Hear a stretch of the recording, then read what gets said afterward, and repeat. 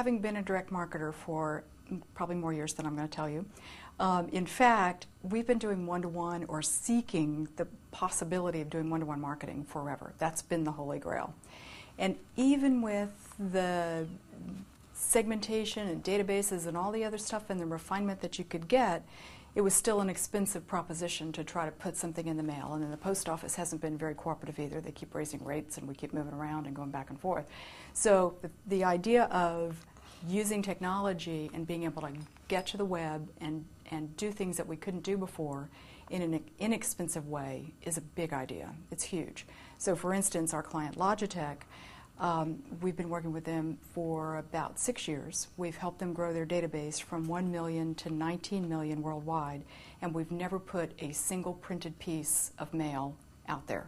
It's all been via using the technologies of the web and a little bit of 2.0 stuff, not as much as we want yet, but we're getting there, and then a lot of viral marketing techniques that we've been able to do that we couldn't have ever done before. And it's around the world. It's not things that are based in the U.S. now are going around the world and going efficiently around the world.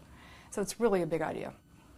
And they've spent, you know, over the last year and a half, they've probably spent $1.5 million in the cost to develop and distribute these emails, and at last count on one program alone, their newsletter program, we were over $93 million of returned revenue. What we're finding right now is that still nobody's really hugely successful in acquiring customers via email or via a lot of the web techniques. The click-through rates on banner ads and some of those things are great, but then the actual conversion rates start to fall down.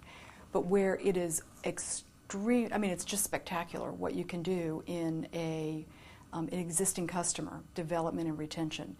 And of course, there's huge leverage there because your customers are almost consistently always worth 3 to 7 times what a prospect might be coming in. So if you imagine that you now have the most efficient potentially the most efficient media out there working against the highest potential value, and the returns are just, I mean, they're staggering in what we're seeing with most of our clients. So if you spend $2 million in general TV advertising or even some print advertising, you can expect to get back a 2x return. Whereas if you put it into really smart, interactive, and web techniques, especially with everything that's happening in Web 2.0, the ability to get a return that's 10 or 15 times greater is there. Another key point on that front that I think is really interesting, and I have a speech that I give to local direct marketing associations, and I always say, remember the days, for those of us that have been around, remember the days of sitting in the back room waiting for the people at the big table to figure out how many dollars were going to be put to advertising, how many are going to be put to trade shows, and how many were going to be put to PR. And then they'd walk out and say, okay, you direct marketers, here you go, here's the rest. And you'd get, you know, your little pittance, if you will, to go try to make something happen. Those days are gone. And now those of us that consider ourselves direct marketers, we've got a place at the big table. And so the dollars are shifting, the market is shifting, the techniques are shifting.